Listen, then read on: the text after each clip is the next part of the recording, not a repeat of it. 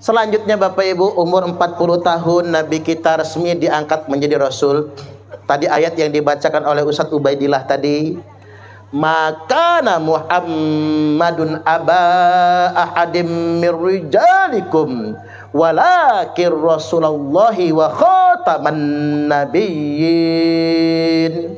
Bukanlah Muhammad itu bapak seorang laki-laki yang ada di antara kalian, walakin Rasulullah, tetapi Muhammad itu adalah utusan Allah, wa khataman nabiyyin, dan penutup nabi-nabi.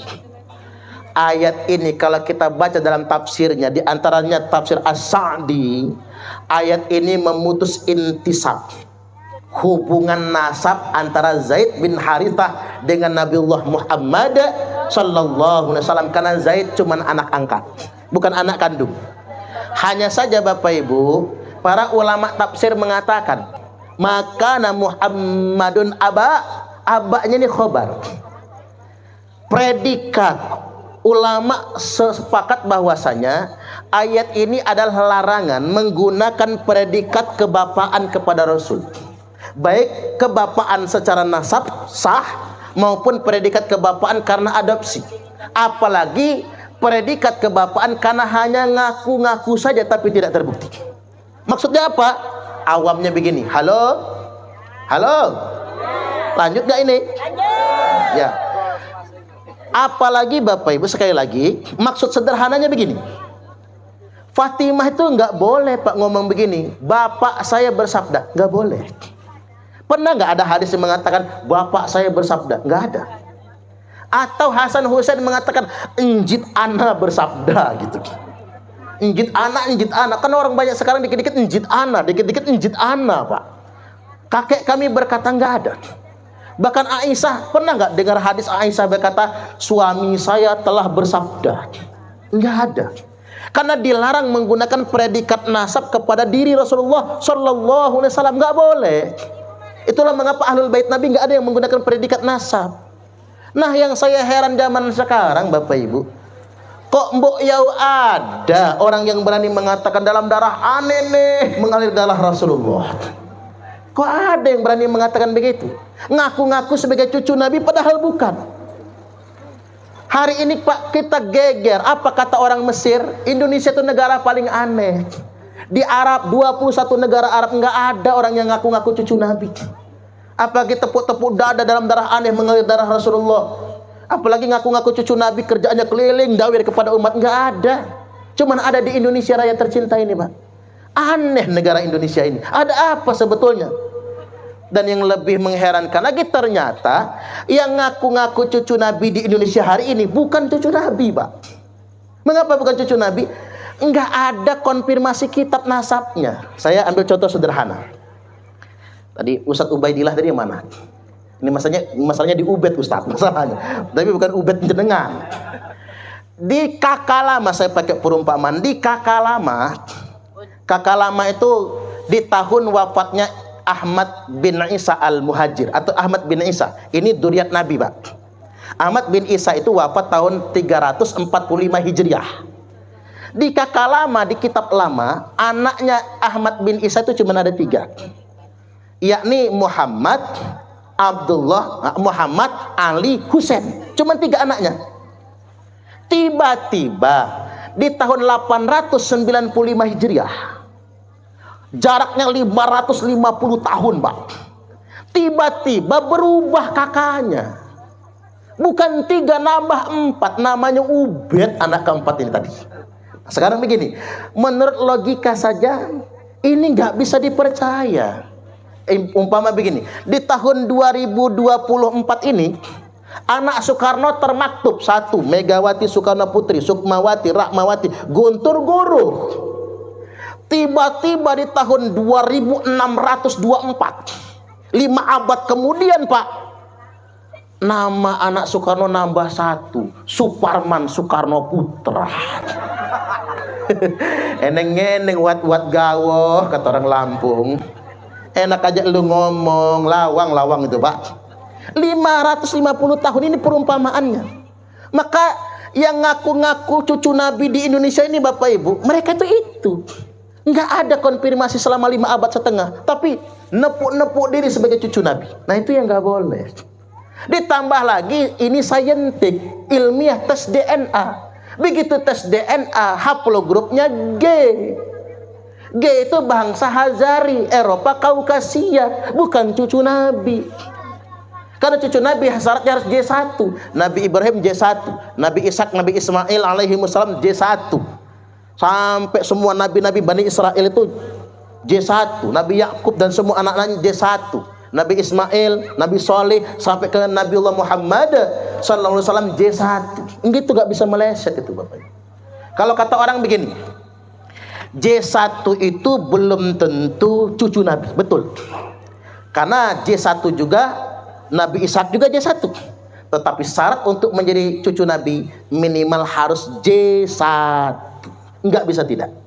Nah ini penting untuk kita garis bawahi pada kesempatan kali ini. Jangan sampai kemudian orang menasabkan dirinya kepada Rasulullah SAW padahal dia bukan keturunan Nabi. Makanya ada hadis begini, man kadzaba alayya muta'ammidan faqad kafar. Barang siapa yang secara sengaja berdusta yang mengatasnamakan saya, kata Nabi, maka telah kafirlah ia. Maka Al-Hafiz Ibnu Hajar Al-Haytami berkata, yambaghi likulli ahadin ayyakuna lahu ghiratun fi hadan nasabi syarif. Niscaya setiap orang mukmin harus risau terhadap siapapun yang mengaku-ngaku anak cucu Nabi. Dia harus punya kecemburuan dengan nasab Nabi. Wa dhabatahu hatta la yantasiba ilaihi sallallahu alaihi wasallam ahadun illa bihaqqin. Dia harus meneliti.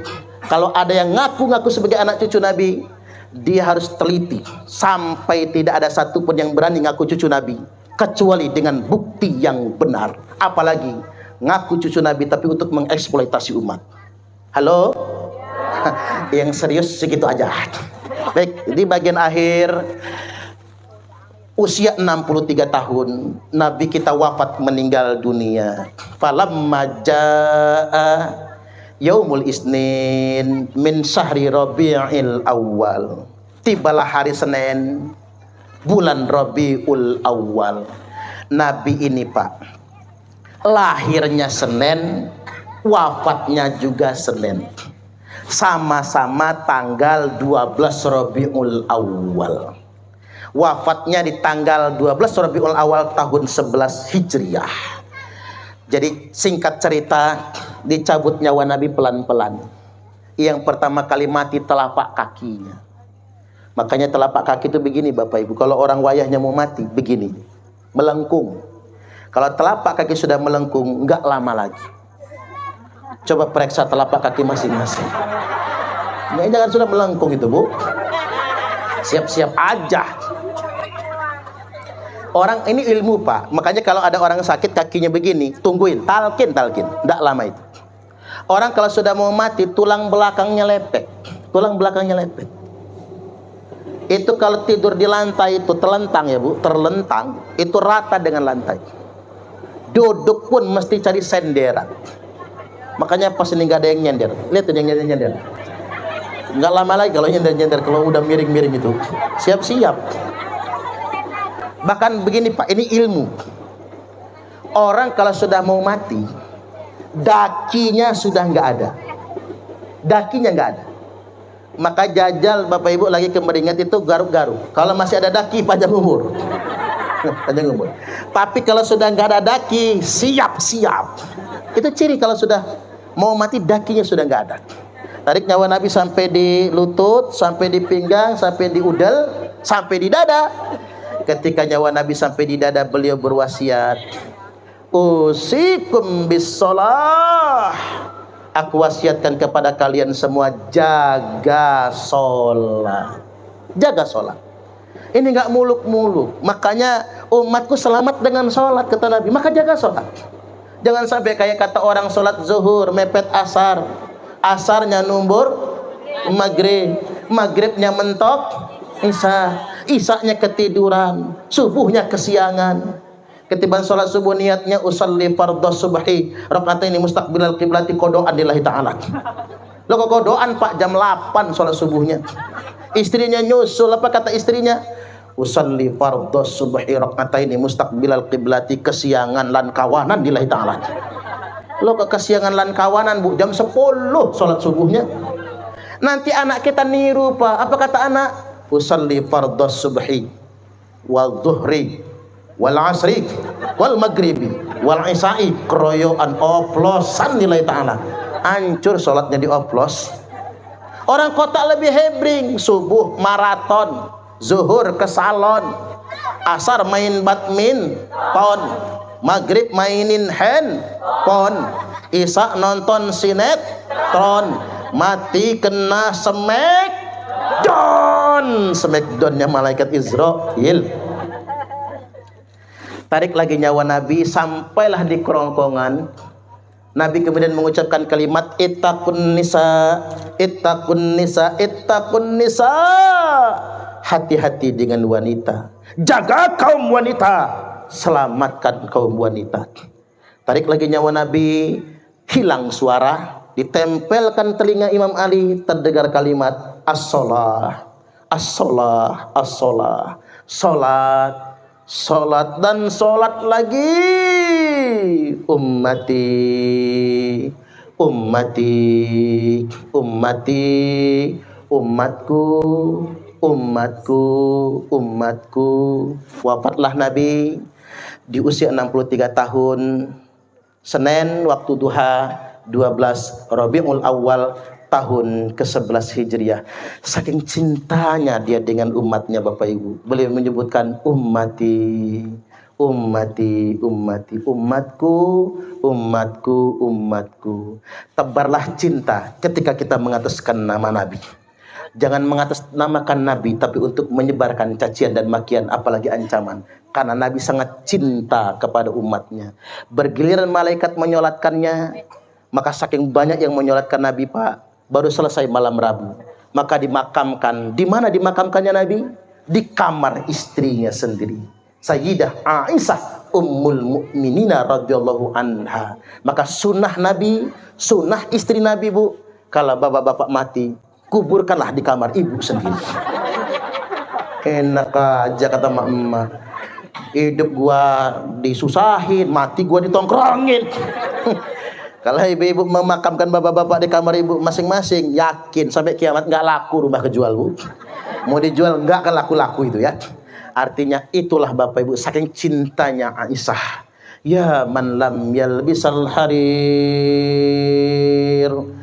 Wahai manusia yang nggak pernah mengenakan pakaian sutra, apalagi jas kehormatan, tidak pernah tidur di kasur yang empuk, senantiasa memikirkan umatnya.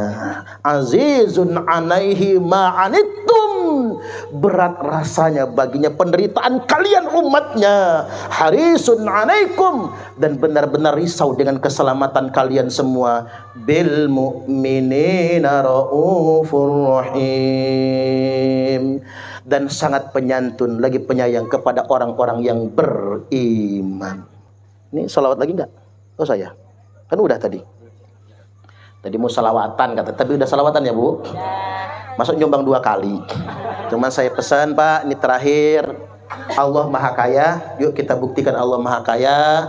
Kita terus berpartisipasi membangun masjid. Yang penting begini ya Bapak Ibu, yang enggak nyumbang itu jangan cerewet ge. Nyumbang enggak, tapi cerewetnya naudzubillah.